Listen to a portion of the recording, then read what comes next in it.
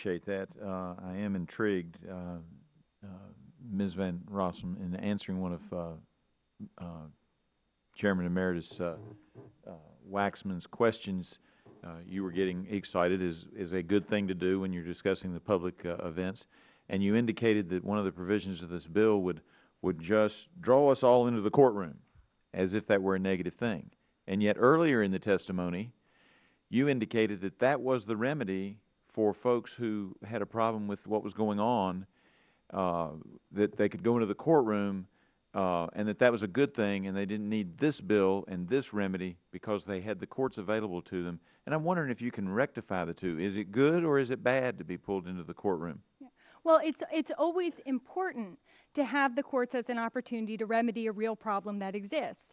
And so if we find ourselves in a situation where the law is automatically approving documents that are non-existent or are imminently deficient because the agencies did not have the opportunity to complete them, then absolutely, the remedy is to go into courts, but that's going to be a much more frequently required remedy than what we have in the current situation. We've had many Yes, ma'am. folks testimony about how many that. applicants are approved.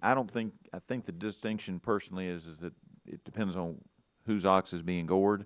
The courts are good when it's somebody else's ox, or bad when the courts are goring your ox, but when it's somebody else's ox, that's a great place to go. No, it's about intentionally creating. I don't have but so much time where I'd love to get into a further discussion with you, but I would ask you, Mr. Santa, earlier in the previous panel, there was a lot of discussion about, well, we can make this happen if we only start the 12 months when there's a completed application. And I raised the concern that, yeah, but when is an application completed, because can't that be a moving target?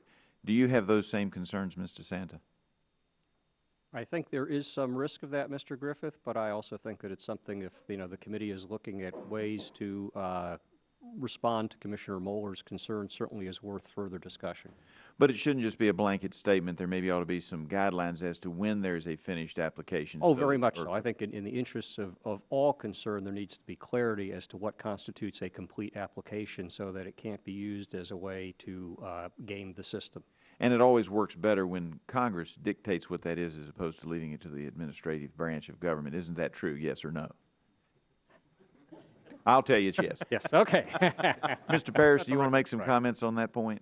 Yeah, I'm from Pennsylvania, and I see that the completed application process many times because we submit permits ourselves, and we work for pipeline transportation companies that submit permits for.